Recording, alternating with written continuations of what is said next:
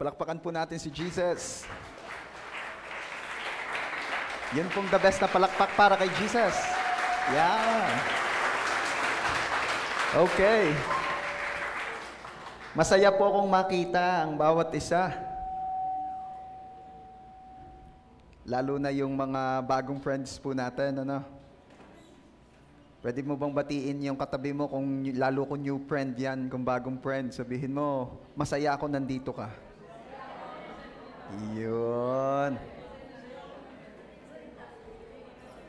Yung katabi ko po, hindi bagong friend, bagong gupit.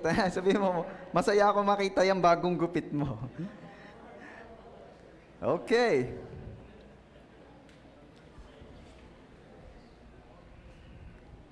Nagpaalala po si Paul sa mga Kristiyano sa Roma patungkol sa kanilang utang. Yeah. Sabi mo nga sa katabi mo, utang daw. Yeah. Yan na, usapang utang. Romans chapter 13, beginning verse 7, up to the following verses. Sabi po roon, give to everyone what you owe them. If you owe taxes, pay taxes. If revenue, then revenue. If respect, then respect. If honor, then honor. Nagpapaalala si Paul, sabi niya, o yung mga merong pinagkakautangan dyan, ibigay ninyo ang nararapat para sa inyong kapwa.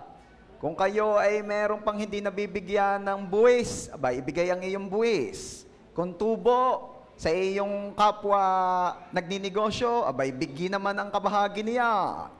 Ano pa sabi? Kung respeto, ibigay ang respeto. Kung parangal, ibigay ang parangal. And verse 8, let no debt remain outstanding, except the continuing debt to love one another. For whoever loves others has fulfilled the law. Sabi ni Paul, kaya kailangan walang utang na mananatili sa inyo. Sabi mo nga dyan sa katabi mo, dapat daw wala ng utang. Yan ang sinasabay.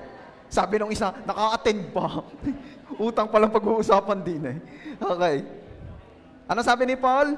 Kaya't dapat wala nang nananatiling may utang sa inyo. Maliban sa utang na pag-ibig sa bawat isa. Uy, meron palang utang na pag-ibig. Sabihin mo nga dyan sa katabi mo, partner, may utang pala ako sa iyo. Kala ko'y wala na. At ano yon? Utang na pag-ibig. Hindi gahuyan ni kapareho na ng utang na loob. Utang na loob. Sinabi na nga din ay utang na pag-ibig, hindi utang na loob. Okay? Pagpatuloy po natin, verse 9. The commandments, you shall not commit adultery, you shall not murder, you shall not steal, you shall not covet, and whatever other command there may be, are summed up in this one command. Love your neighbor as yourself.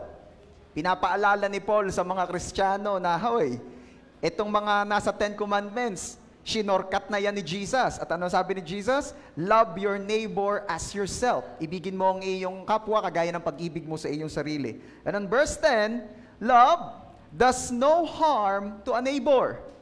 Therefore, love is the fulfillment of the law. Ang pag-ibig daw ay walang ginagawang masama sa kanyang kapwa. At pag daw tayo'y umiibig, natutupad natin ang kautusan. Si Lord po mapagpala sa pagkabasa ng kanyang banal na salita. So this morning, sa biyaya po ng Diyos, pag-uusapan po natin at tuturuan niya po tayong lahat paano nga ba ang ating kailangan gawin dito sa na-discover nating utang. Utang na pag-ibig. Okay? So ngayon pong umaga, share ko po sa inyo, pinamagatan ko pong depth of love. Yan. Or sa Tagalog po, utang na pag-ibig. Let's pray. Father, we thank you for this wonderful day. We thank you, Lord, for the gift of life.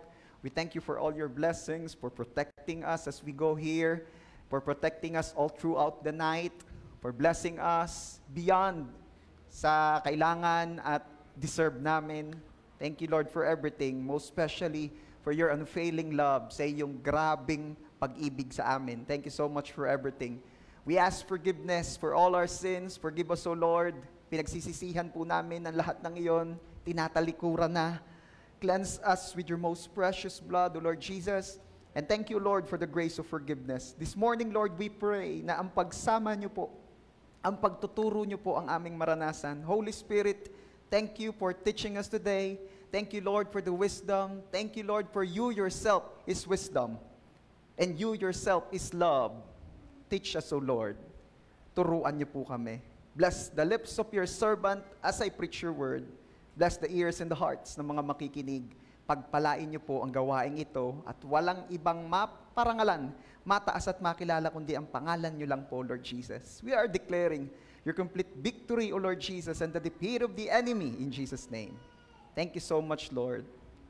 We love you, we praise you, and this is our prayer in Jesus' name. Everybody shout and say, Amen. The best mong palakpak para kay Jesus. Everybody say, depth of love.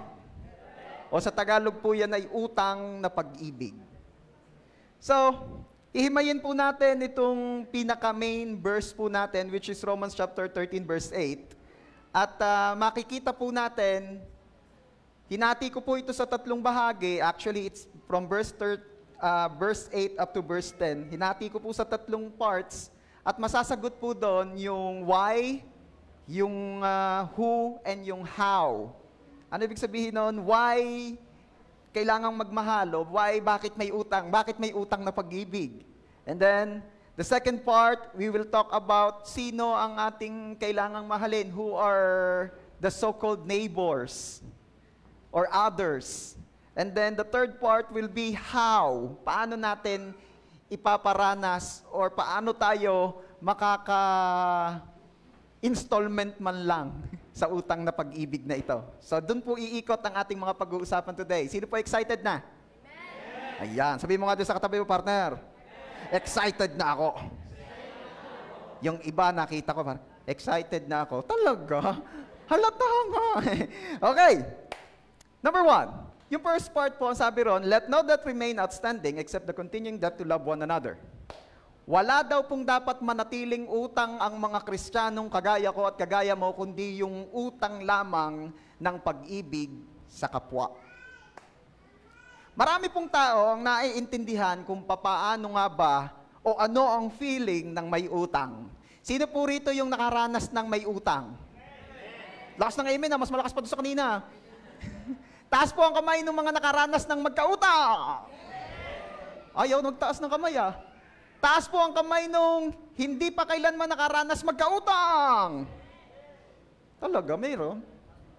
Taas po ang kamay nung kahit anong sabihin ko, hindi ka magtataas. Okay.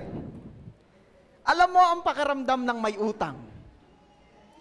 Diba? Yung feeling na gustong-gusto mong bumili ng burger sa tapat ng school pero di ka makabili kasi nakatingin yung pinagkakautangan mo. Yung gusto-gusto mong i-post na meron kang bagong order na dress from Lazada or Shopee, pero hindi mo ma-post kasi friend mo yung pinagkakautangan mo. At baka sabihin sa iyo, nice dress sis, kumusta naman ang utang mo? Kaya alam natin ang pakiramdam ng may utang. Kaya nga po ang kalooban ng Diyos sa atin, ikaw ay magpapautang, ngunit di ka mangungutang. Yun ang gusto ni Lord. Yung hindi daw tayo utangero at utangera. Ang gusto ng Diyos, kung meron mang lumapit na nangangailangan, tayo yung means para sila'y makaluwag. Tayo yung gagamitin niya para makapagpaluwag o makatulong sa kanila by means of pagpapahiram o pagpapautang. Okay? Pero hindi po sakdalang kalooban ng Diyos na tayo ay mangutang. Kaya nga, kung meron kang kailangan, pag-ipunan. Intayin na dumating ang blessing sa kabilihin. Hindi yung uutang para lamang magmadali. One of the reasons po ng mga utangero at utangera ay sila po'y naiinip. Hindi makaintay sa blessing na ibibigay ni Lord, kaya ina-advance na. Okay. Nakita ko po ito sabi ni Earl Wilson sa Reader's Digest. Actually, matagal na siya, December 1977. Sabi po doon, people can be divided into 3 classes. The haves, the have-nots, and the have not paid for what they haves. Ayan. Nahahati daw po ang tao sa 3 klase. Yung mga meron, yung mga wala, at yung mga hindi pa nababayaran kung anong meron sila. Hello? Saan ka sa 3 yon? Doon sa meron, doon sa wala, o yung sa hindi pa nakakabayad ng kung ano yung meron sila. Ayan. Marami daw pong gayan eh. Yung mga tipong ang ganda ng TV pero hulugan. I have nothing against that. Ano? Kasi yan ay biyaya rin ng Diyos sa atin para naman makaluwag-luwag. Pero, if you will ask me personally, ay mag-iipon na ako. Mag-iipon ako. At pagka meron na, saka ako bibili. Ang hirap kaya nung monthly, ang hirap-hirap kaya nung lagi kang merong nasa balikat mo. Meron kang kailangang i-work out lagi. Meron namang ibang naaalwanan sa gayon, merong hindi. Okay. At according po sa latest na survey, the average Filipino owns 1 credit card. Sino po ang mga may credit card dito? Ayan. Sino po yung mga walang credit card? Again, sino yung kahit anong itanong ko wala kang pakialam? Joke lang. Alam ko may pakialam ka kaya nandito ka. Ayan. So, an average Filipino daw po owns 1 credit card. Alam niyo po ba sa Amerika, an average American owns 9 credit cards. Bakit? Because for them, utang is life. Yes. And utang is lifer. Bakit? Kasi mahilig sila sa gayong. Alam niyo po, hindi ko nilalahat, pero majority po ng mga Amerikano, ganito lifestyle nila. Grind, trabaho, ipon, utang. Pag nakaipon ng maraming pera, out of town or travel around the world, ubus-ubus biyaya, tapos pag ubus na, uwi na ng Amerika, trabaho uli. Yun ang buhay nila. Kaya mapapansin mo yung mga Amerikano, pagka yung mga panahong malaki na ang kinita, makita mo, nasa iba't ibang bansa, nasa Thailand, nasa Vietnam, nasa Singapore, sa Pilipinas. Yun. Nasa Olongapo. Ayan. Pero, ano ba ang ibig sabihin ng Diyos diya sa utang na yan? Again, hindi po ito ang sakdalang kalooban ng Diyos sa atin. Gusto naman ni Lord na tayo ay makapamuhay ng malaya. Sino po rito naniniwalang siya'y pinalaya na ni Lord? So kung pinalaya ka ni Lord sa kasalanan, pinalaya ka ni Lord sa bisyo, gayon din naman, gusto ng Diyos makalaya ka sa utang. At ayaw ng Diyos na tayo po ay maging alipin ng utang.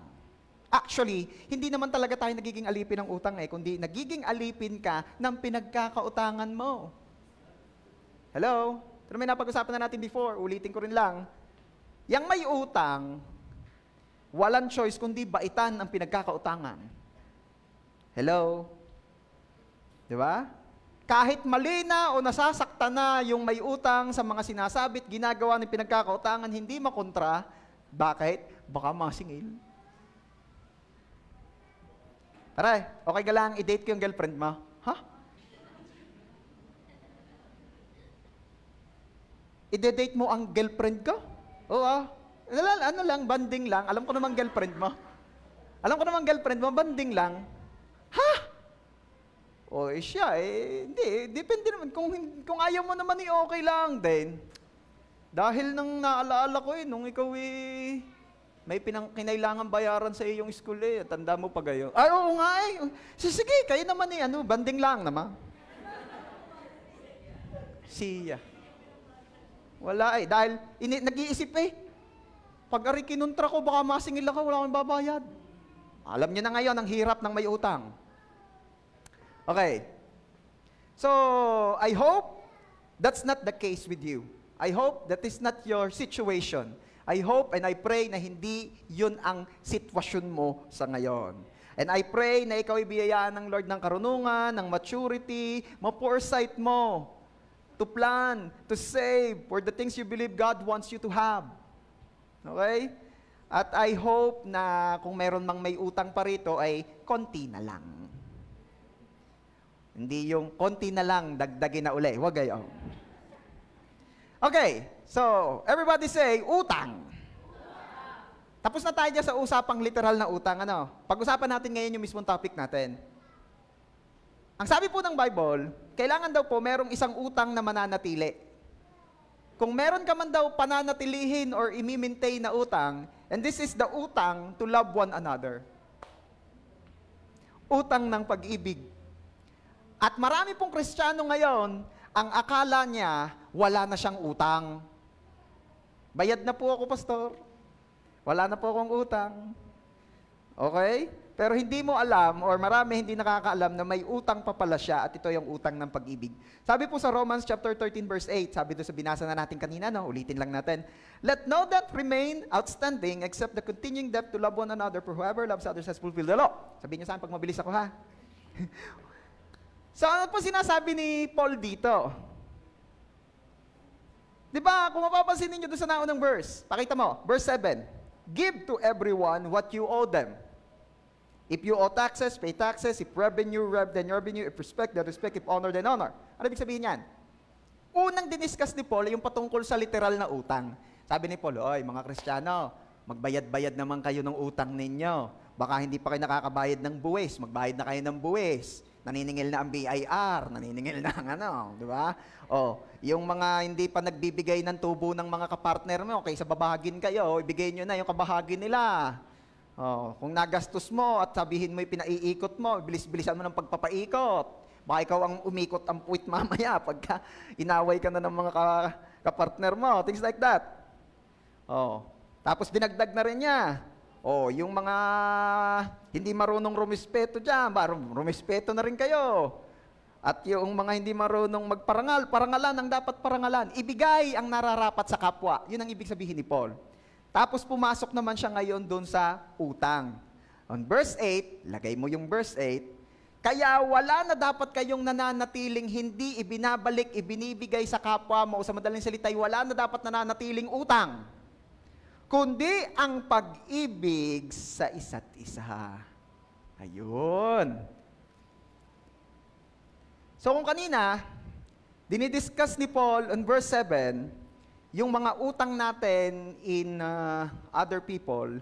Ngayon naman, on verse 8, ang dinidiscuss ni Paul, yun namang utang natin when it comes to our relationships. At isa lamang po ang nakalagay doon sa bill. Isa lang po ang nakalagay doon sa resibo. Ano? Ang nakalagay po sa resibo, love.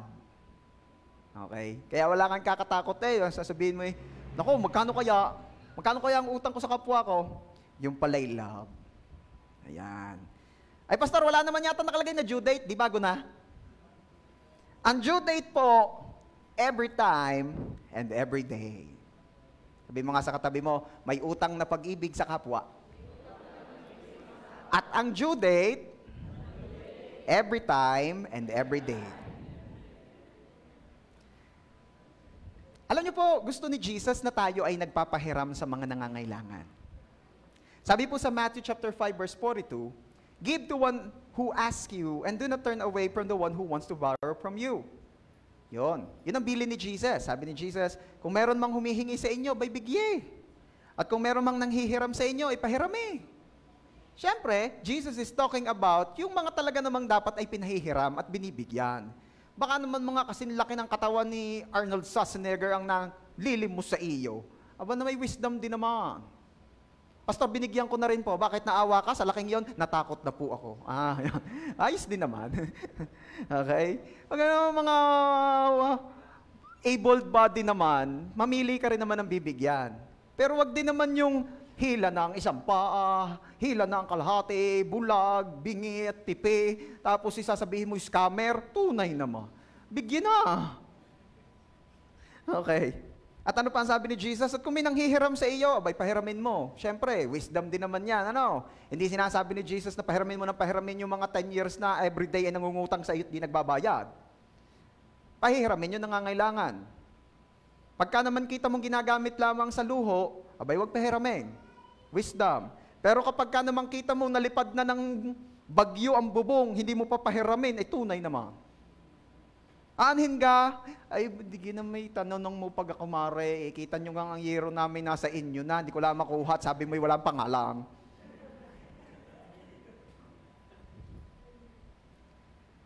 Pero ang punto lang ni Paul, wala daw dapat utang na manatiling hindi nababayaran, kundi yung pag-ibig.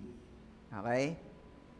So, Hindi porket approved ng Bible ang magpautang at mangutang somehow, ay mangungutang ka na ng mangungutang at walang habas ka na rin magpapautang. No. So, ibig sabihin po, pay your bills, magtrabaho ka para may kakayanan ka magbayad. Ayan.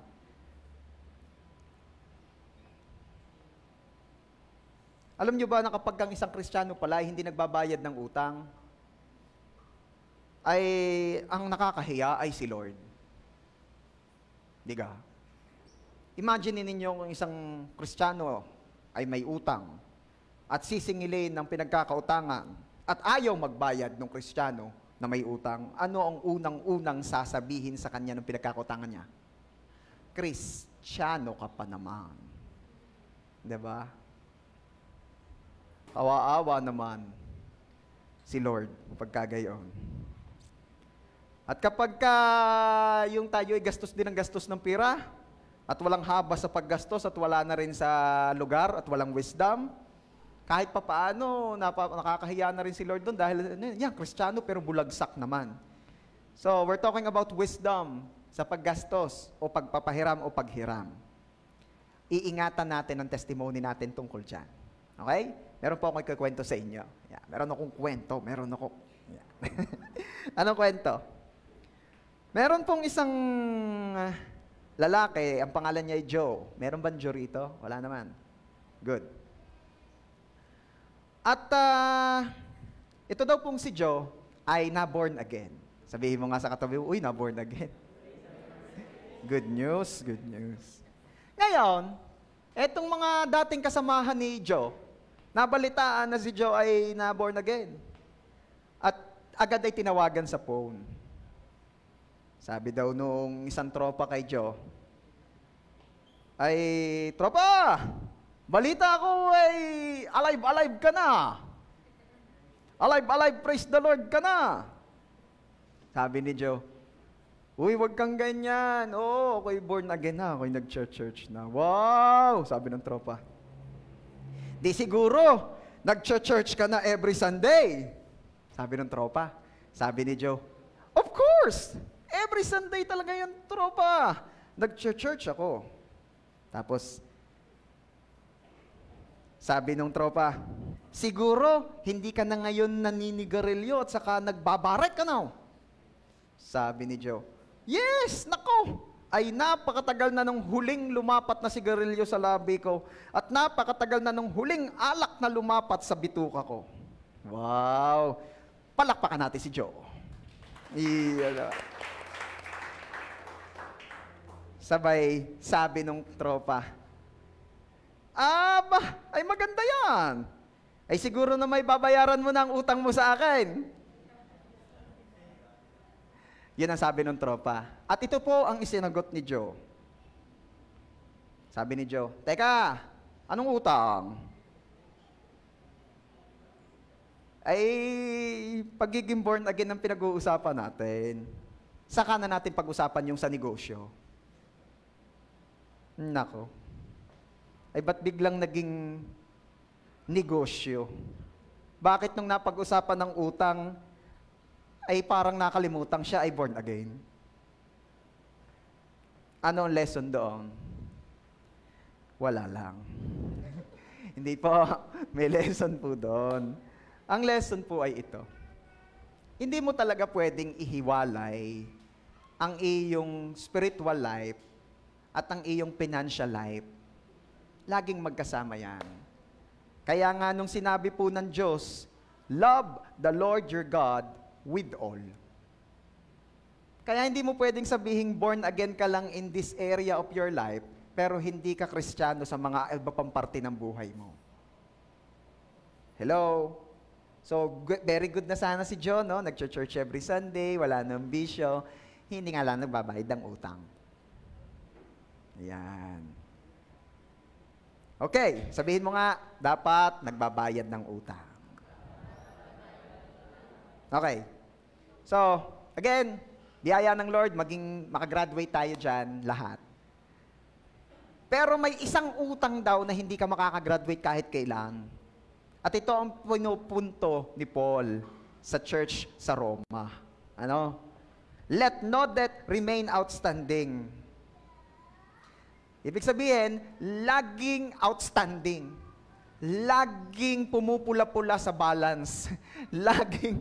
laging nagre-remind sa iyo, may utang ka, kapatid. At ano yon? Utang na pag-ibig. Bakit nga ako nagkautang na pag-ibig, Pastor? Sabihin mo nga dyan sa katabi mo, tanungin mo rin nga, partner. Bakit ka tayo nagkautang na pag-ibig? Ito po yan. Nagkaroon po tayo ng utang na pag-ibig simula nung inibig po tayo, nung tayo ay hindi pa kaibig-ibig ng isang Diyos na punong-puno ng pag-ibig. Doon nagsimulang magkautang tayo. Okay? At bakit, Pastor, nananatiling utang? Ay dahil kahit kailan hindi tayo makakabayad. Kasi po more than 2,000 years ago, Jesus died on the cross for us. O ayan na naman connection nun, Pastor. Binayaran niya ang utang mo. Ang sabi po sa Bible, ang kabayaran sa kamatayan ay sa kasalanan ay kamatayan. Taas po ang kamay ng mga nagkasala or nagkaroon ng kasalanan within this week. Ang hindi magtataas, ang bait mo naman, sana kunin ka na ni Lord. Amen. And I bet na hindi lamang yan ang naging kasalanan mo kahit nung una pa ba? Pagkasilang mo. Ang daming kasalanan. At ang sabi ng Bible, ang kabayaran sa kasalanan ay kamatayan. Dapat pala tayo ang mamamatay sa cross. Okay? Sabi ng mga new friends, kaatin ko lang, papatayin na agad. Kahirap ka din eh. Ano ka rin nasa utang ko? Atinika, ano ka rin pinagsamahan mo sa amin? Okay. That's the truth. Ang kabayaran sa kasalanan ay kamatayan. At hindi lang basta ganon. Pakikita ko sa inyo kung ba tayo nagkautang na matindi, ha? Pag nagkasala ang tao, sino ang pinagkasalaan niya? Ang Diyos. Hello? Kaya kapag nagkasala ka sa isang royal blood, dapat ang bayad na buhay ay royal blood. Tingnan mo nga yung katabi mo kung mukhang royal blood. Mukha bang maharlika yan?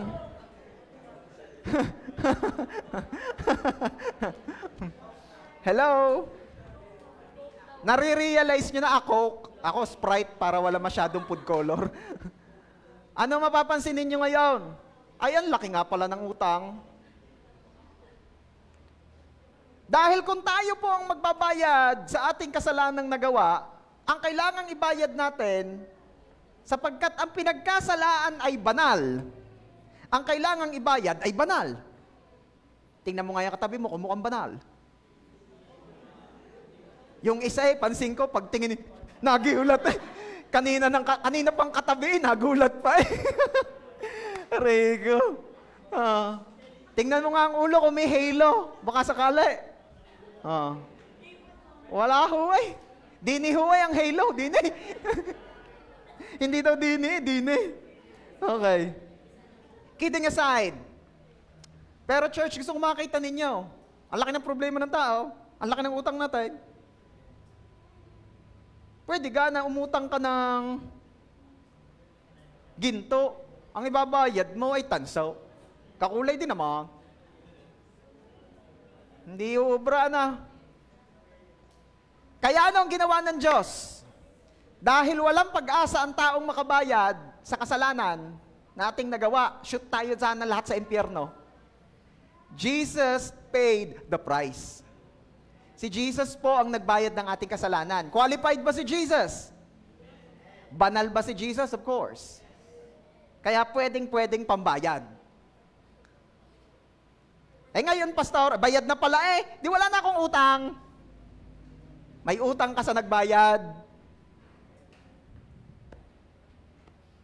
May utang tayo doon sa nagbayad. At hindi naman naniningil yung nagbayad. Yun ang mahirap. Bakit? Kung maningil, wala ka rin namang ibabayad. Di ba? kahit nga yung katabi mo, hindi pwede. Kahit kayong dalawa, kahit nga tayong lahat. Hindi nga uubra. Galing na nga lahat, hindi naniningil. O, sa tao-tao na muna tayo. Pag may pinagkautangan ka, binayaran niya, at hindi naman naniningil. Di ka lalo mas mahirap yon. Kung tutuusin, bakit? Bayad na nga, wala kang utang. Hindi ka naman sinisingil, wala ka talagang utang per se. Yung utang na loob. Wala katapusan yun. Oh. Ngayon, pagdating sa Diyos, hindi rin po nagpapautang na loob si Lord. Pero ito po ang bilin ni Paul.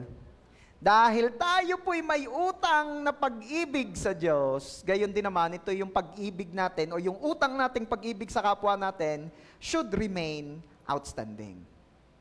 Ibig sabihin, ito'y dapat manatili. Ito'y tuloy-tuloy. Hindi ka nakakabayad, hindi ka makakabayad kahit kailan, lagi kang may utang. May patutunguhan nito, huwag kayong mag-alala. Ngayon,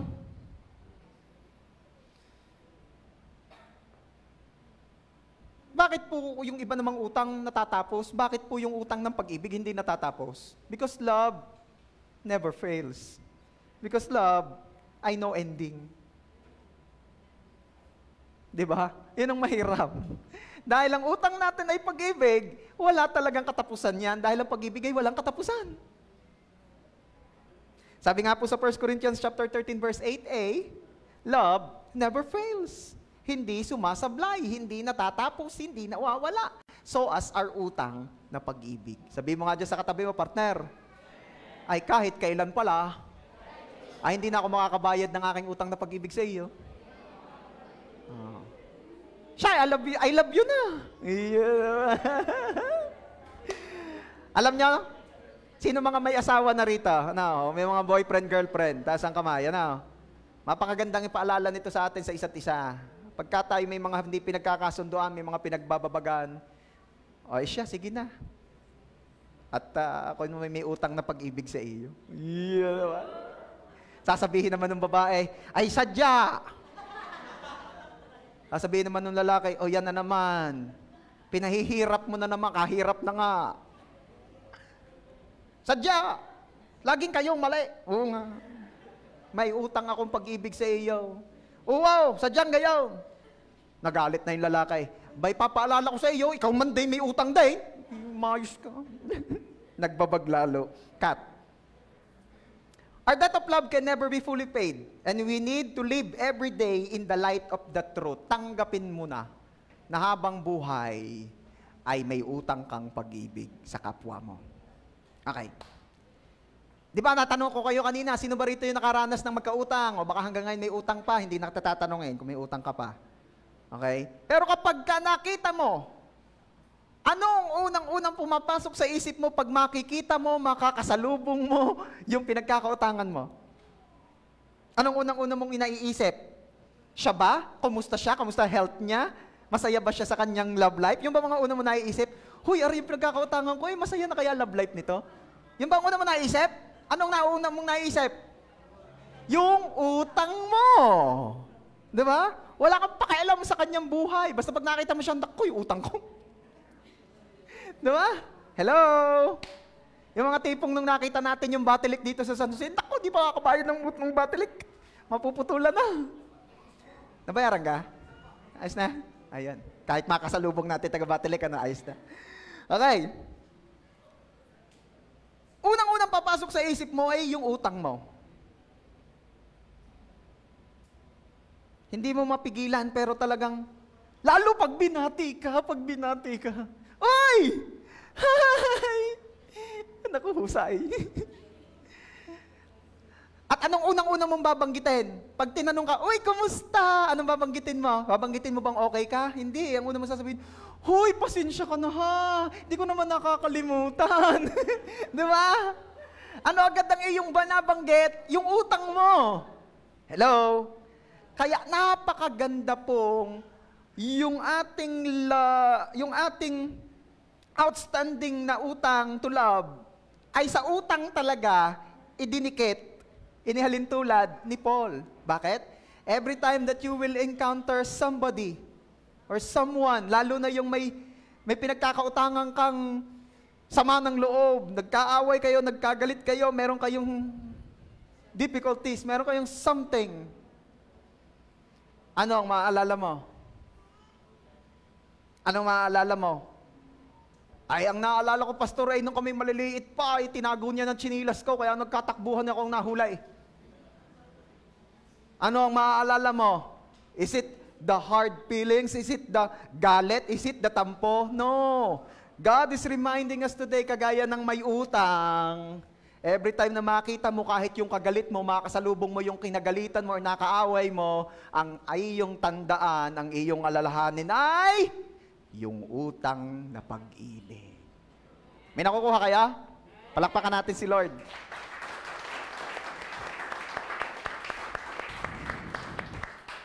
Kaya pag makakasalubong mo yun ng busted sa iyo ng 15 times, huwag mo nang alalahanin kung paano ko sinaktaan. Ang alalahanin mo na lang yung utang na pag-ibig. Naks. At sabi nung nabusted, okay lang kahit pang 16. Ibang love yan. Okay. So, ibig sabihin pala, Pastor, may utang akong pag-ibig sa aking kapwa. Ay, sino ang aking kapwa? Sino ang aking pararanasin? Kanino ako may utang na pag-ibig? Sinong kapwa? May specific ba? At yan ang sunod nating sasagutin. Okay? Who is the other? Who is the neighbor? Okay? Number 2. Let no debt remain outstanding except the continuing debt to love one another, for whoever loves others has fulfilled the law. Everybody say, love others. Yan. Again, in Romans chapter 13, verse 8, let no debt remain outstanding except the continuing debt to love one another, for whoever loves others has fulfilled the law. Binibilisan ko na, yun na may nabasa na kanina. Yan. Madalas po sa mga Kristiyano, kapag ka narinig natin yung one another, ang pumapasok agad sa isip natin is one another inside the church. Love one another. Ang naiisip agad natin, yung mga kasamahan na, at di kay kadali naman talagang mahalin ng mga kapwa Kristiyano. Kasarap naman talagang mahalin ng mga kasamahan mo naman talaga. Pero hindi lamang po yan ang binabanggit diyan. Okay? Kasi po, ang sabi po doon sa second part, for whoever loves others. Everybody say, others. Isa pa, others. For he who loves others has fulfilled the law. Yan. Ang gusto ko makita nyo rito, yung sumunod na part, ang hindi na love one another eh. Others na ang ginamit. Others. Pag yung tropa mo, hindi nakikisama sa inyo, kumukontra sa inyo, at ibang-iba sa inyo, anong sinasabi mo? Para ka namang others. Okay? May nakukuha nyo na? Itong ibig sabihin, hindi lamang po yung one another ang pinamamahal sa atin, o hindi lamang po yung one another ang sinasabing may utang tayong pag-ibig, pati daw yung others. Yung di mo kasamahan, yung hindi umaayon sa iyo, yung kumukontra pa nga lagi, yung binababag ka pa, yung inaaway ka pa, yung mabait lang pag may kailangan. Sila yung others. Okay? At yung love, at yung word na other, ayan, pasensya na kayo ha, hindi ko na na-check kung Greek baga ito, most likely Greek. Ay original word niya ay hetero. Yan. Hetero. Yan ay mga ginagamit din sa science term, homogeneous, hetero. Diba? Pag sinabing homo, common. Pag hetero, different. So, yung Greek word na ginamit po doon, medyo may pagka-Greek tayo ha. Gusto ko lang kasing ilatag sa inyo, makita nyo talaga. Doon sa other, ang ginamit doon, heteros. So, kindly check kung Greek nga siya. Hindi ko na natingnan kung Greek nga. But anyway, ang ibig sabihin po ng heteros ay different kind. Different, iba. Kasi nga, mas madaling tumanaw ng utang na pag-ibig sa kapareho mo.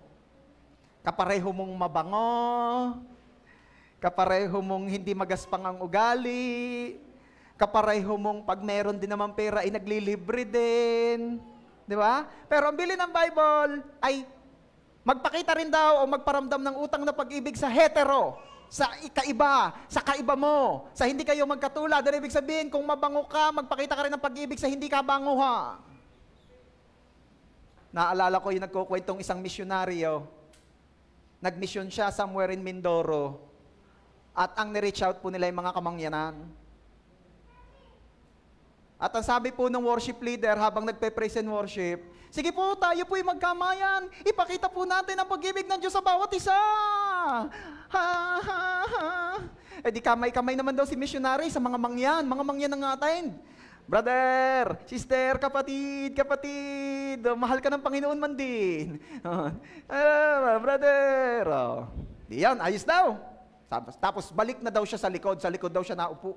Dito siya nasama sa una. Bakit? Pagsalansa daw. Bakit? Eh, ewan ko kung tunay ha, pero yun ang narinig ko eh. Yun daw mga mangyan yung sobrang tuwa sa sardinas. Alam niyo na. Mas tuwa sila sa sardinas. Yun daw eh, mas masarap sa kanila yung mga ganyong dilata kumpara sa mga manok, sa mga litsyong baboy ramo. Kasi yun yung unusual sa kanila. Naalala ko nga nung si Bishop daw ay nag-mission sa mga kamangyanan. Nung dumating daw si Bishop, ang sigaw daw ng mga mangyan, dumating na ang presidente ng Pilipinas! Ay, si Bishop lang yun. Presidente daw naman ng Pilipinas. Katuwa daw naman ng mga yun eh.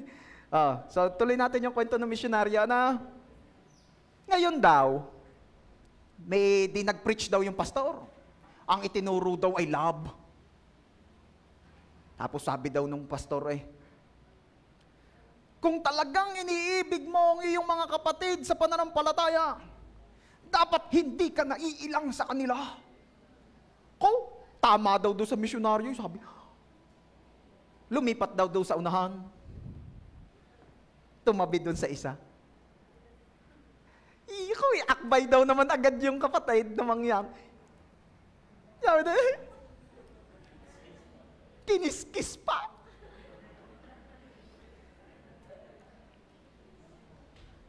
At noong nag-ministering na, noong nagpe-pray na yung pastor na nagtuturo, at naramdaman na nila ang presence ni Lord, kung kinausap ni Lord yung misyonaryo, sabi daw ni Lord doon sa misyonaryo anak, ramdam mo ga ang pag-ibig ko sa iyo?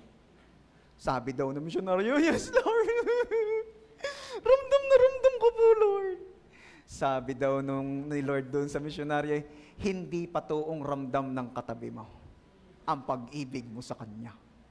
Lord, ano pong gagawin ko? Iparamdam mong mahal mo rin siya. Iyakapin mo. Sabi daw ng misyonaryo Igila! Di yapos daw at naiyak yan! Sabi daw nung katabi, ako'y talagang mahal na mahal ni brother, naiyak Sa isip-isip daw naman ng misyonaryo, Lord, pinaparusahan mo ako. Pinaparusahan daw siya kasi nga, hindi agad nagpakita ng love Pinaabot pa sa gayon.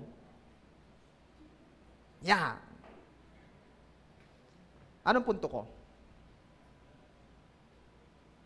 Different. Iba.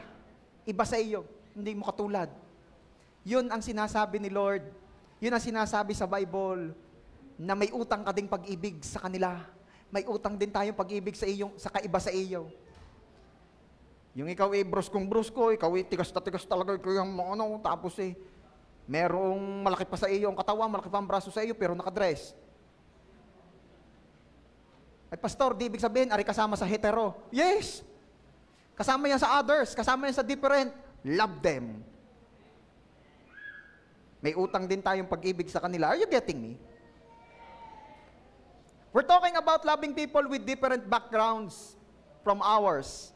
People of different races, different social and economic standing, different opinions, different values, different lahat. Ibig sabihin lahat. It's not just the brothers and sisters sa church, but everyone. Sabihin mo nga sa katabi mo, lahat ay pinagkakautangan natin ng pag-ibig.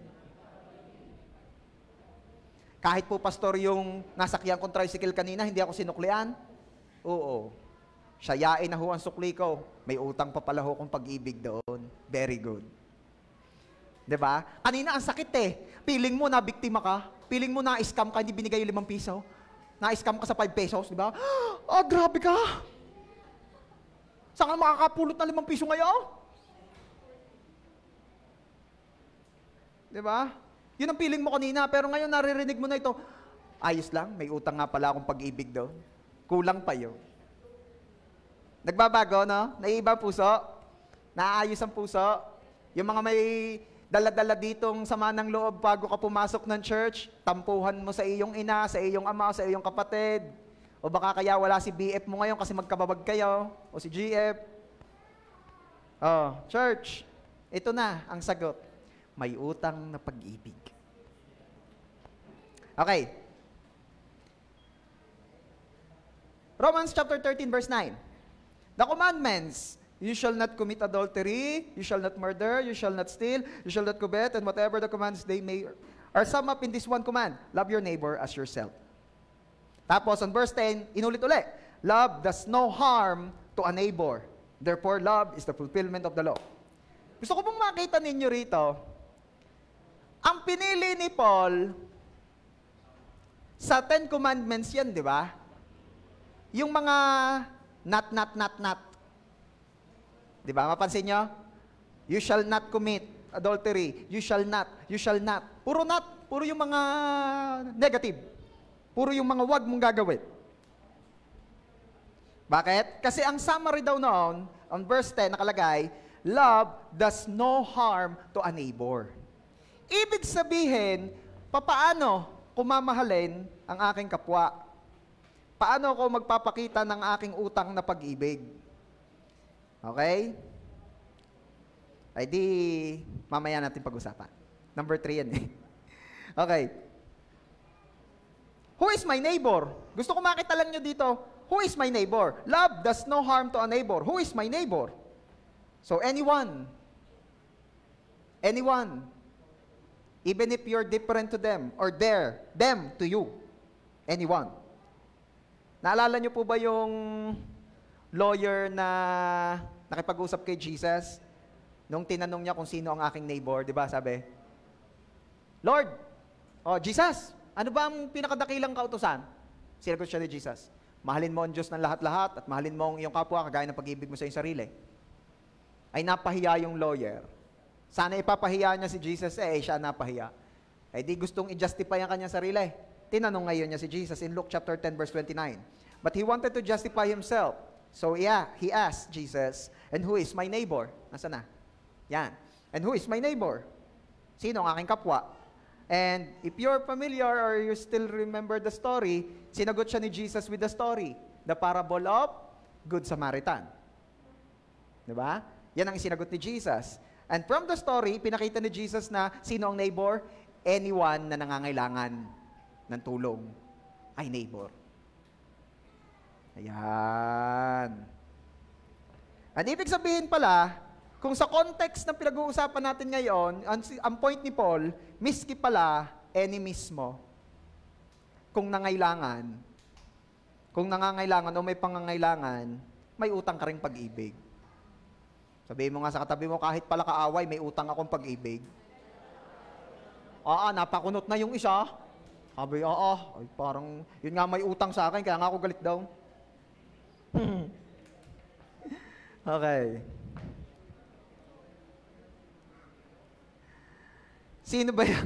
Sino ba yung mga neighbor na yan? Those who are difficult to love. Sino ba yung mga difficult to love? Yung mga hindi ka naman tinatanggap at hindi ka tinuturing ng maayos. O yung mga kapitbahay mong sobrang hilig sa video okay, alas 10:30, alas 11 na, ay kumakanta pa. Di ba? Yung ang lagi nga kinakanta, it must have been love. Ikaw na may galit na, kaya ikaw na nagsusundo. And it's over now.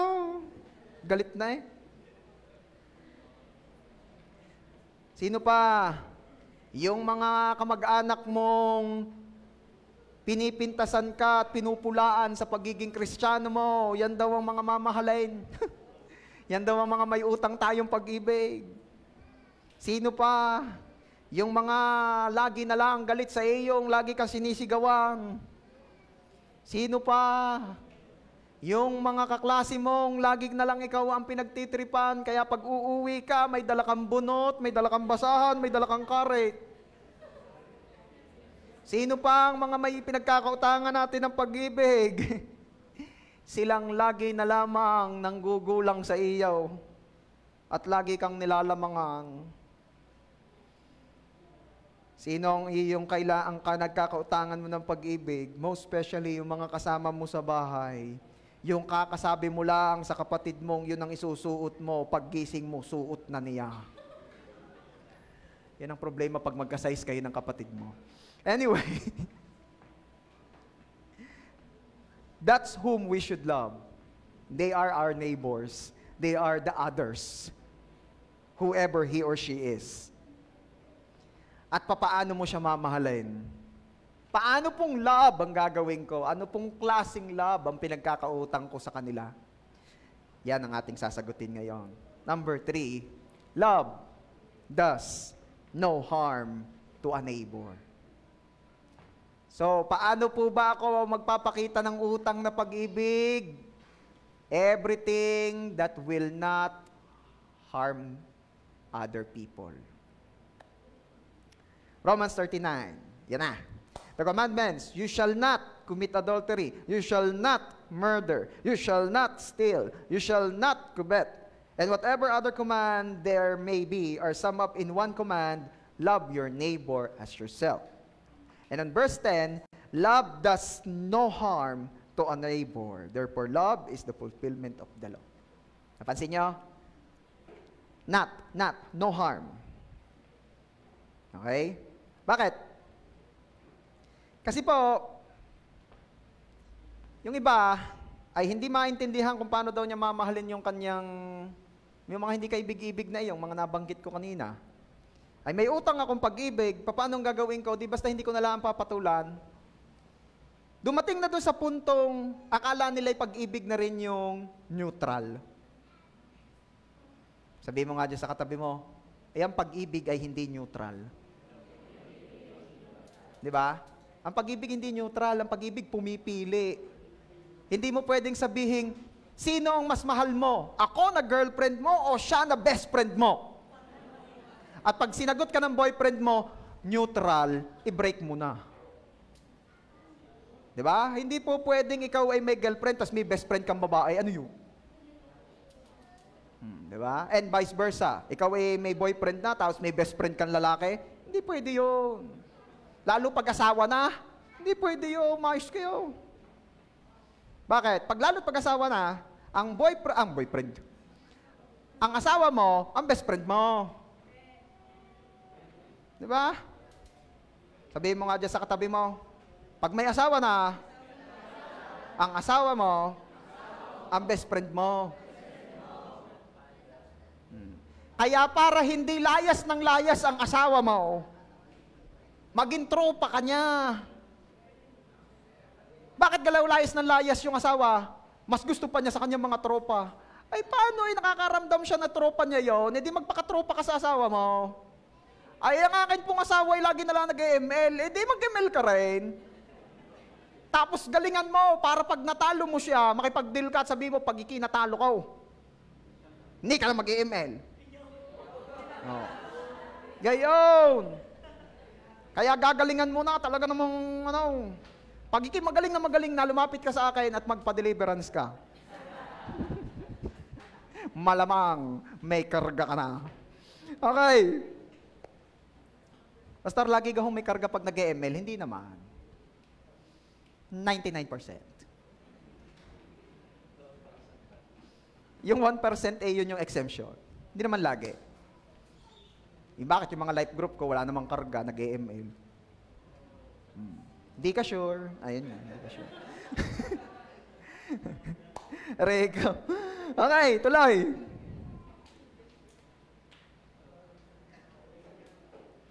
Nasaan na tayo?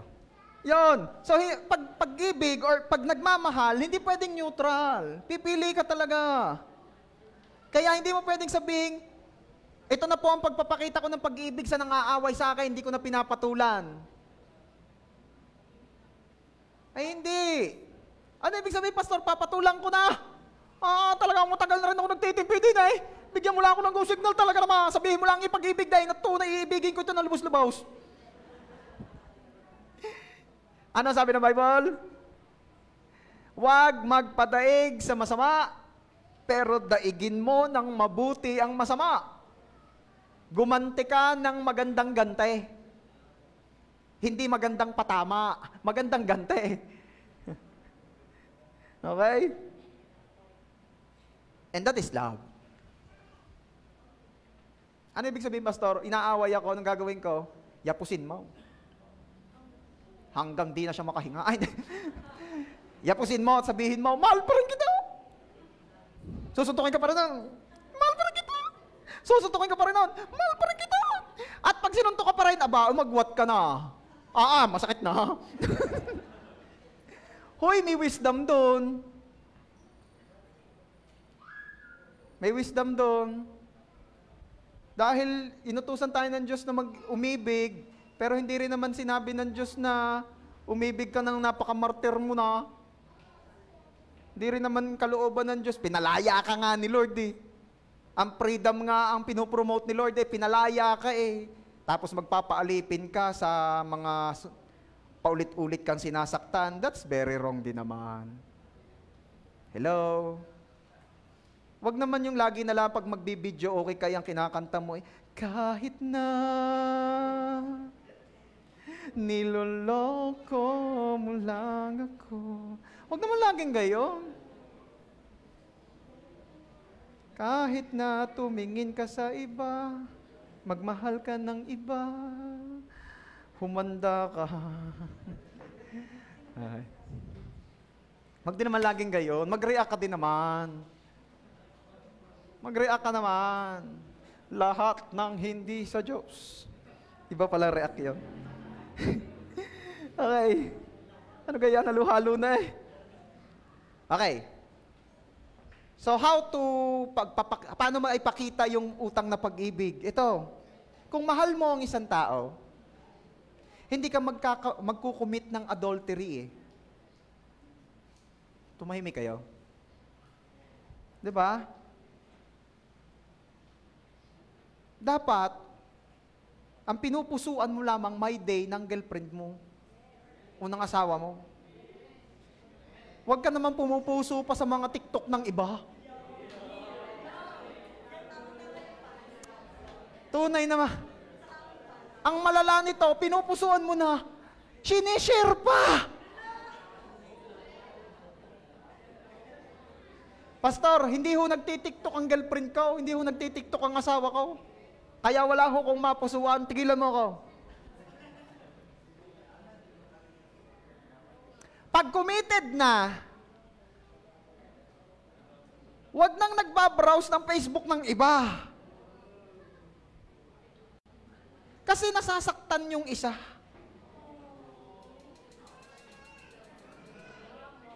Pleng, pleng, pleng. Wag nang mag-browse eh. Girlfriends, misis, tuturuan ko kayo. Punta kayo sa profile. Activity log. Alam na, alam.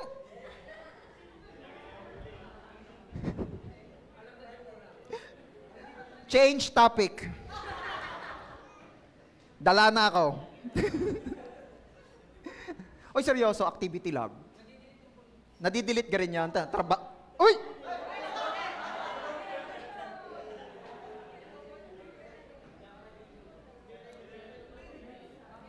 May nagsasabi dun sa likod, hindi ako nagdi-delete.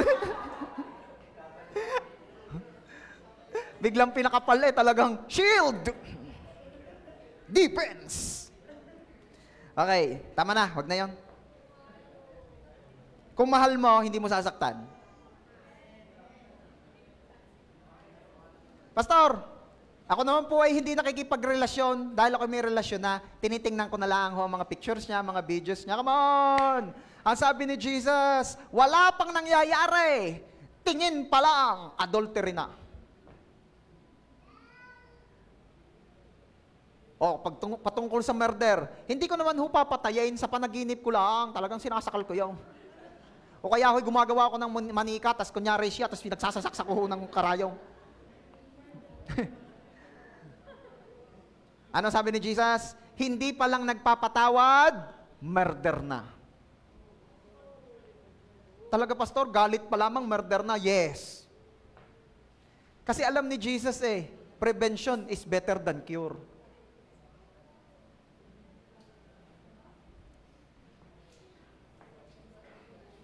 O, ano pa? Siyempre, kung ang mahal mo, hindi mo loloko, hindi mo sasaktan, obvious din naman na pag mahal mo, hindi mo papatayin. Kasi ang sabi ng Bible, di ba? Do not murder. Oh. Huwag mo naman papatayin. Oh. Okay lang, pastor, sakalain. Baka mamatay. Ano ba? Kung mahal mo, hindi mo nanakawan. Hello? Sabi ng mga youth, ninakawan ko po ng halik. Bawal yung. Mahal ko po, kaya hinawakan ko po agad ang kamay. Nakaw din yung. Gawa ng hindi naman sinasabing hawakan mo ang kamay niya. Para gahong tinatawag ako Para hong tinatawag akong hawakan ko raw ang kamay. Parang yung kamay inagayon. Hawakan ko raw Kaya ako lagi nag-iintay ng tawiran. Nag-iintay ako nung yung may sasakyang mabilis. Bakit? Pasasagas. Parang, dini ka. Yeah. Sasabihin naman ng babae, kanina pang nakalampas yung bus. Nag-iintay ka na uli ng sunod, bitiwoy na! Pag mahal mo, hindi mo nanakawan. Ano pa? Alam niyo po doon sa King James Version yan, nakalagay din you shall not bear false witness. Ano ibig sabihin nun? Yung hindi ka magsisinungaling o hindi ka magsasabi ng anumang makakasira sa kapwa mo. And it includes paano magpakita ng utang na pag-ibig? Huwag mo sisiraan. Hindi naman po niya alam, sa isip ko lang po, counted na yon. Yung nakita mo, kaganda-ganda ng profile picture, sa isip mo, filtered. Huwag gayon. Heartan mo na lang, pusuan mo. Pastor, katuturo nyo lang, wag mo, syempre naman, ikaw na may committed na, wag ka mamumuso ng. Ang hirap kasi niyan, yung lalo pag verbal, irreparable ang damage. Okay. So you see, church, lahat po ng commandments na yon automatically be fulfilled if we truly practicing love. Kaya nga sabi ni Paul, ang suma total niyan, love. Hindi mo pwedeng sabihin at magkamot ng ulo at sasabihin mo, hindi ko alam kung paano magpakita ng aking utang na pag-ibig sa kapwa ko. Hindi na. Basta alam mo na kailangan mo silang mahalin. Ayan. Love does what is best for others.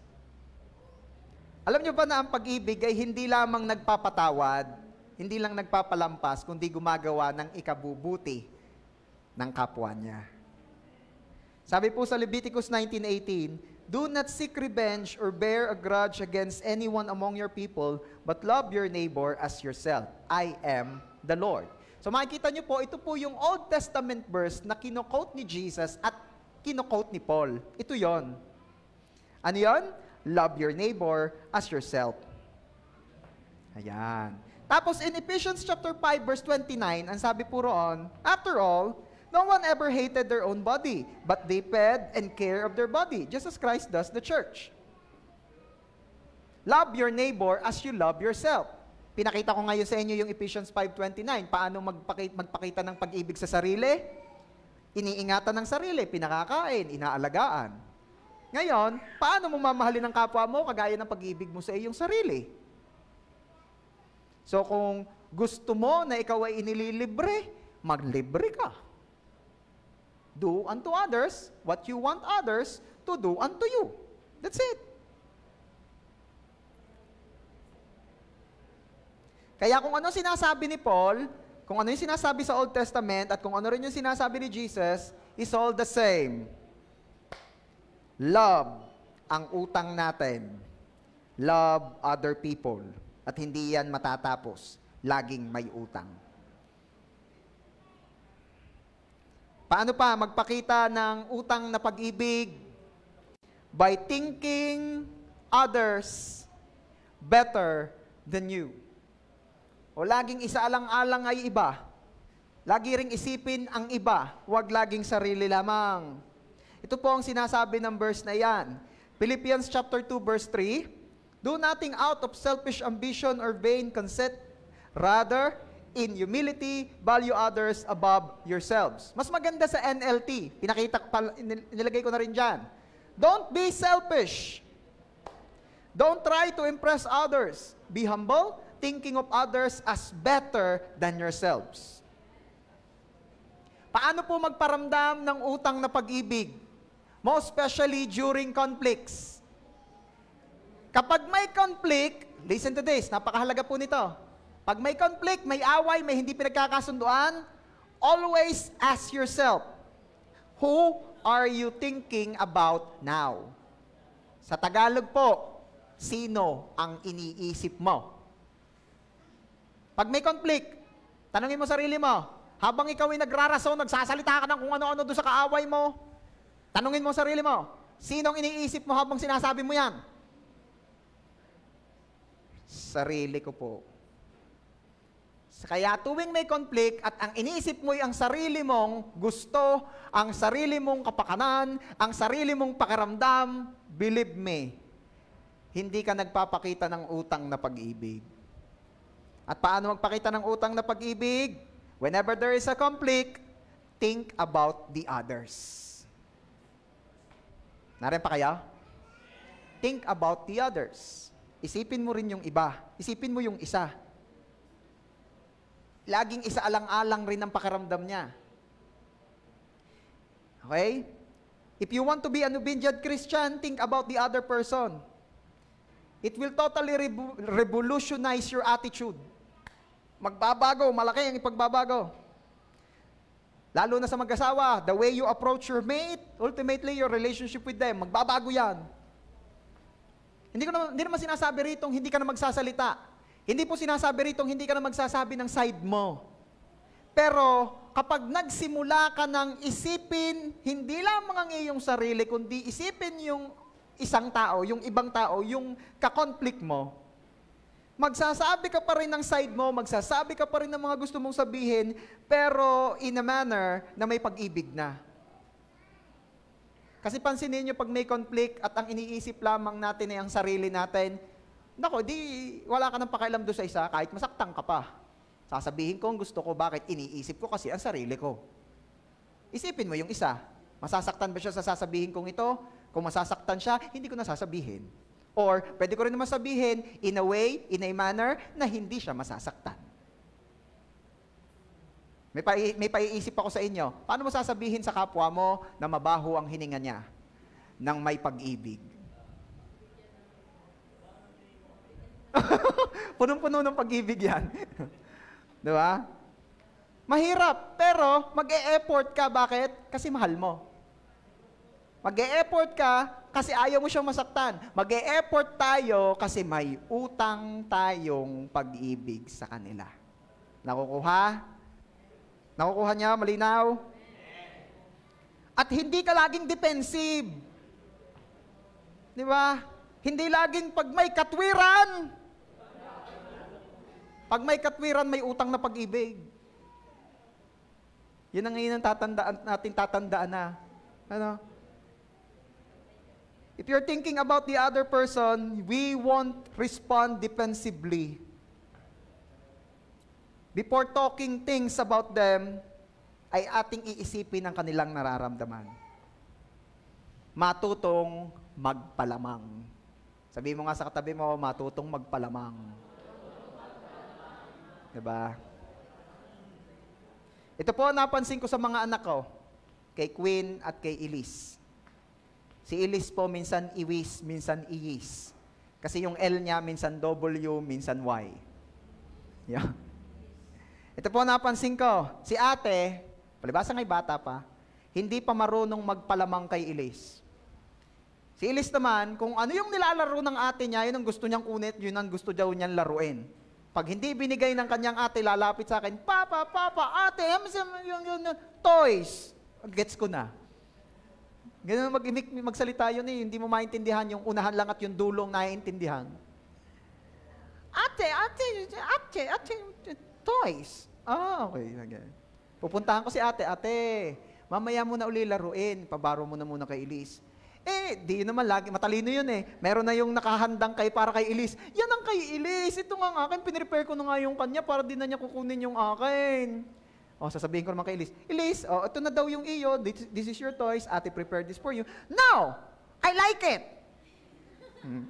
Baliktaan na lagi, magkakontra naman siya sabi, no, I want the toy of ate, this one, ate, papa, please. So, pag kinuha ko yung laruan nung panganay, iiyak. Pag di ko binigyan ng laruan gusto niya yung bunso, iiyak. Anong gagawin ka? Iiyak na rin ako. Hindi, joke lang po. Diba? Kaya tinuturuan ko po yung panganay na magpalamang. Ang cute, no? Nung mga ganun kwento. Yung mga tuturuang magpalamang. Church, may sasabihin ako sa inyo, cute lang yun sa bata. Pag sa matanda na, hindi marunong magpalamang, nakakarumi, nakakasura, nakakayamo. Sorry for the word, ha? Grow up! Kaya nga nung si Paul, nag-discuss about love sa church ng Corinth, di ba ano sabi niya? When I was young,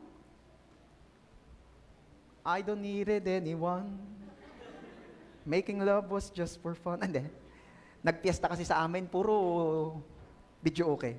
Sabi niya, when I was young, I think like a child, I talk like a child, I act like a child. Sabi niya, di ba, nung nagtuturo siya sa Corinth Church. But when I mature, but when I grow up, sabi ni Paul, I live all those childish acts. Church, cute tingnan yung mga hindi marunong magpalamang pagbata. Pagka naman mga mature na, mga grown-ups na, at mga adult na, ba naman? Sabi mo nga dyan sa katabi mo, bata lamang, ang cute tingnan, pag di marunong magpalamang. Kaya yung mga may malalaking pangangailangang maging tama, mga may malalaki ang pangangailangang maging panalo lagi sa anumang bagay o argumento sa buhay, please lang, matuto ka namang magpalamang. Sa bata lang cute yan. Gayahin natin si Paul, nung ako'y bata, ako'y gayon. Nung ako'y tumanda, iniwan ko na yung mga childish acts kong yon. And again, binanggit niya yon when he's talking to the Corinth church about love. Kasamahan nyo nung love is gayaan, patient, love is kind. Yun yan. May nakukuha? Pumalakpak ng the best kay Lord ang mga may nakukuha.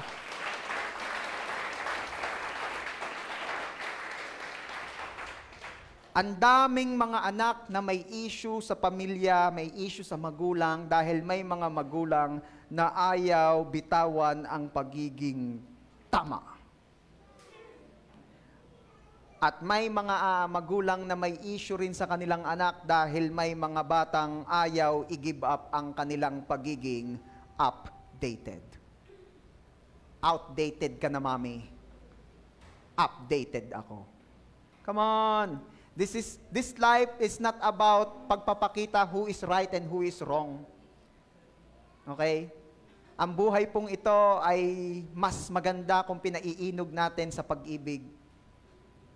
Hindi na mahalaga kung sinong tama o kung sinong mali. Ang mahalaga ay kung sino ang nagmamahal ng mas higit pa. Mapapansin ninyo, lahat ng taong nabubuhay at kumikilo sa pag-ibig, minsan mali na, mukha pa ring tama. Kasi sila'y punong-puno ng love. At sila namang mga hindi nabubuhay at hindi kumikilo sa pag-ibig, minsan tama na, mukha pa ring mali. Kasi ang gaspang, kasi ang tapang, kasi ang gigil. Kaya minsan tama na, mukha pa rin siyang mali. Kaya church, let's work this out. Hindi madali ito. Hindi madali ito. It's a debt that we owe. Isang utang na kailanman hindi natin kayang bayaran.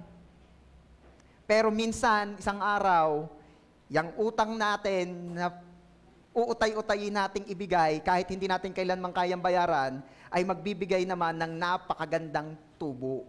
At ano yon? Buhay na maayos, relasyong maayos.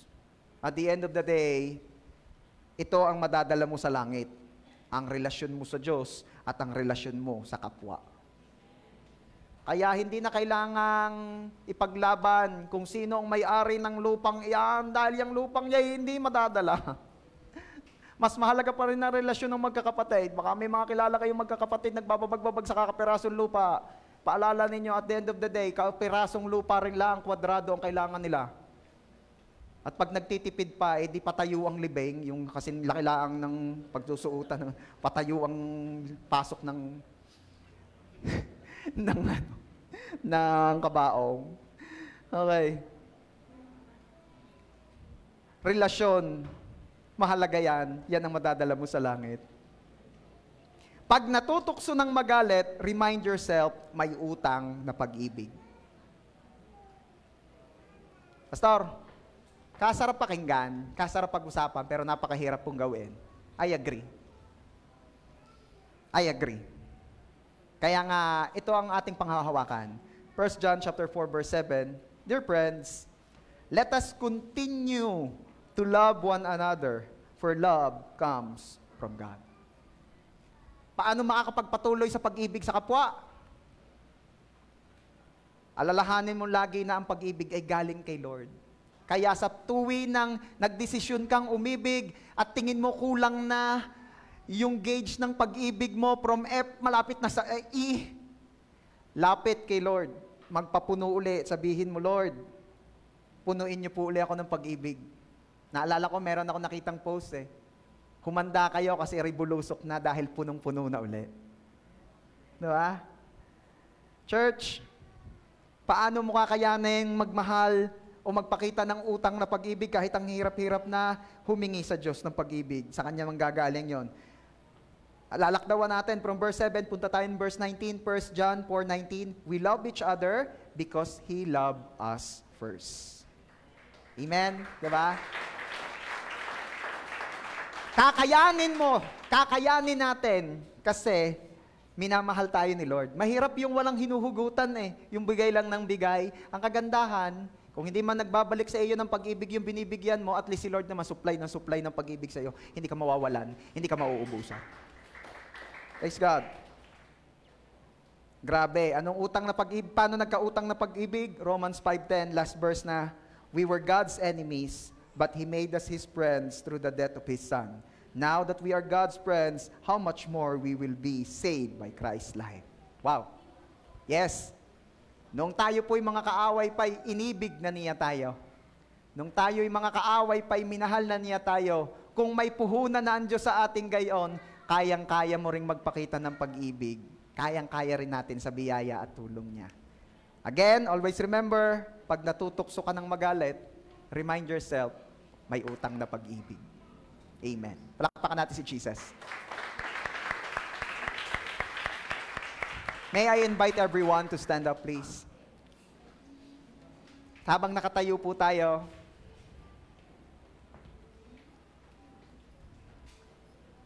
naniniwala po ako na habang nag-uusap tayo, nag-aaral tayo ng salita ni Lord, may mga tao na pumapasok sa isip mo. Mga taong ang hirap-hirap mahalin. Yung mga tipong, makisama ka naman, ang hirap na hirap nang mahalin ka, pinahihirap mo palalo. So this time, pwede ba? As you close your eyes, as we close our eyes, let's think about those people. At naniniwala akong habang nakapikit ka at inaalala mo yung mga taong yun, lalo mong naaalala kung gaano sila kahirap mahalin, normal yan. Ang nakakatuwa po, kagaya ng pangako ng Diyos, kung saan ka mahina, dun siya malakas. Kung saan tayo nahihirapan, dun siya malakas, dun siya magaling. Kaya, kung gusto mo na talagang makagraduate about your love issue with those people na ipinapasok ni Lord sa isip mo ngayon, aminin sa Diyos, hindi mo talaga kaya silang mahalin on your own. Your enemies, those who do bad things to you, those who keep on doing things that hurts you. Admit na di mo kaya. Aminin natin, hindi ko talaga siya kayang mahalin ng tuloy-tuloy, Lord. Ako'y hirap na. It could be may issue ka sa kapatid mo, may issue ka sa parents mo, may issue ka sa partner mo in life, may issue ka sa mga kasama mo sa trabaho, sa business, or kahit sa tropa. Anyone na nahihirapan ka ng mahalin, the Lord is more than willing to help you today. The Lord is more than willing to supply love so that you will be able to overflow love for them. May utang na pag-ibig. May utang na pag-ibig. May utang na pag-ibig. At habang inaamin mong hindi mo kaya, habang inaamin natin hindi natin kaya on our own to love them back, to love them, God is pouring out His supernatural love, His agape love sa puso at isip mo ngayon, enabling you to love them, enabling you na tumanaw ng utang na pag-ibig kahit hindi na sila kaibig-ibig. Come on, receive that love. God is pouring out love today. God is pouring out, nagbubuhos ng pag-ibig ang Diyos ngayon. And as you close your eyes, habang nakapikit ka, may ipapakita ang Diyos sa iyo na magpapaalala ng utang na pag-ibig natin. May ipapakita ang Diyos sa iyo ngayon na magpapaalala ng ating utang na pag-ibig. And it's the cross. It's the cross. And as God shows you the cross, the Lord is reminding you, son, daughter, I love you this much. At ang pinatawad ng malaki ay umiibig ng malaki. Ang pinatawad sa mapakalaking utang na pag-ibig ay umiibig din naman ng malaki. Tumatanaw din ng malaking utang na pag-ibig sa kapwa. Receive that kind of love from the Lord right now, in Jesus' name. Let me pray for you, church. Father, thank you for reminding us kung gaano mo kami kamahal. And thank you for reminding us na ganun mo kaming kamahal, na gusto mong mamuhay kami ng may kagalakan sa buhay na ito, kaya tinuturuan niyo po kaming umibig. Always remind us, Lord, na may utang kaming pag-ibig. Always bless us, Lord, to live this life in love. Isabuhay po, ipamuhay namin ang mga remaining days po namin in love. And I pray and declare in the name of Jesus na ang buong JA1 San Jose family ay mga Kristiyanong mamumuhay at lumalakad araw-araw na punong-puno ng pag-ibig. Laging naaalala na may utang po kaming pag-ibig sa bawat isa. And Lord, enable everyone to do this. Buhusan at paranasin niyo po kaming lalo ng pag-ibig mo nang sa gayon. Wala na kaming ibang choice kundi mag-umapaw ng pag-ibig sa iyo at may paranas namin ito sa mga taong nakapaligid sa amin. Thank you so much, Father. To you alone all the glory and honor. Ito po ang aming prayer. In Jesus' name. Everybody shout and say, Amen. Praise God. Pwede po ba bago ka maupo, lumapit ka sa 7 tao at sabihin mo, may utang na pag-ibig sa kapwa. God bless you.